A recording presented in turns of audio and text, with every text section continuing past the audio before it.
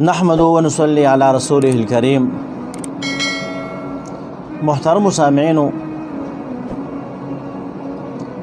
تاسو اول نمبر دا ویډیو لګو ګورئ، د دې نه پس کوم تاسو څه خبرې او ګوره یو خبره بله کوي امام بخاري چې کله دا حدیث اخر کې راغله نو سبحان الله وبحمده، سبحان او بحمده، سبحان کے سو الفاظ یشمیرا سین یو بی دوا حی دری الف سالور او نون پینزه او بحمده کی سوری بی یو حی دوا میم دری دال سالور حی پینزه تو پنجبیری خاتمه کته معنی او کنه معنی وبلا تقول يا مش خاتمه له پنځپیر دا یو د پنځپیر نه کیږي نه.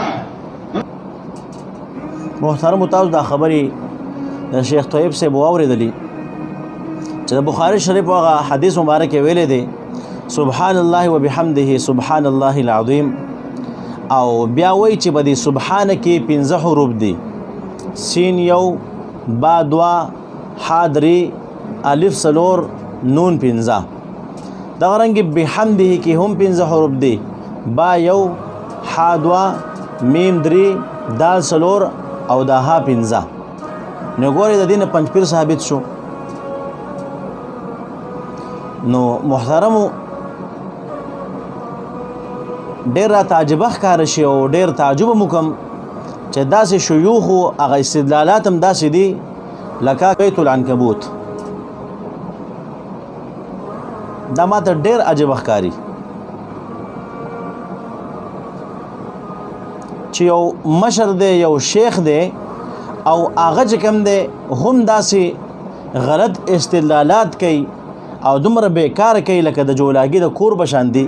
نو موږ به د بل چا څه ګیله وکړو؟ شیخ صاحب وایي چې په دې کې 15 حروف دي چې پنځپیر ثابت شو. که چېرې داسې په داسې طریقه باندې پنځپیر ثابتېږي نو شیخ صاحب ته اوس واوره، په شیطان کې هم 15 حروف دي، شمارې کا شین یو، یا دوا، توا درې، الف سلور او نون 15. دغه رنګ په فرعون کې هم 15 حروف دي، فا، را، عین، واو، نون. دغه رنګ په قارون کې هم 15 حروف دي، قاف، الف، را، واو، نون. دغه رنګ په حامان کې هم 15 حروف دي، ها، الف، میم، الف، نون. دغه رنګ په دجال کې هم 15 حروف دي، دال او دو جیمونه او الف او لام. نو بیا خو د دې نه خدا معلومیږي چې شیطان هم پنځپیری دی، فرعون هم پنځپیری و، دجال هم پنځپیری دی، حامان هم پنځپیری دی، قارون هم پنځپیری دی. نو موږ د داسې پالټۍ نه حمایت کوو، نه د هغې څه مرګستیا کوو، او نه هغې له موږ ځو چې د کوم پالټۍ مشران چې کوم دی هغه شیطان دی او حامان دی او قارون دی او فرعون دی او دجال دی، ځکه چې دا ټول هم پنځپیریان دي ستا په نسبت باندې. نو دې باره کې بس تا بیا څه جواب یې، د هغې جواب موږ منتظر یو چې ته بیا هغه جواب وکړې چې موږ ته پته ولګېږي چې دا شیطان او فرعون او حامان، قارون او دجال لا ستا په نسبت باندې پنځپیریان دي وګڼي، ځکه چې 15 حروف خو هلته هم دي. نو الله رب العزت موږ د داسې غلطو استدلالاتو نه وساتي، الله رب العزت موږ د غلط خلکو نه وساتي. واخر دعوانا ان الحمد لله رب العالمين.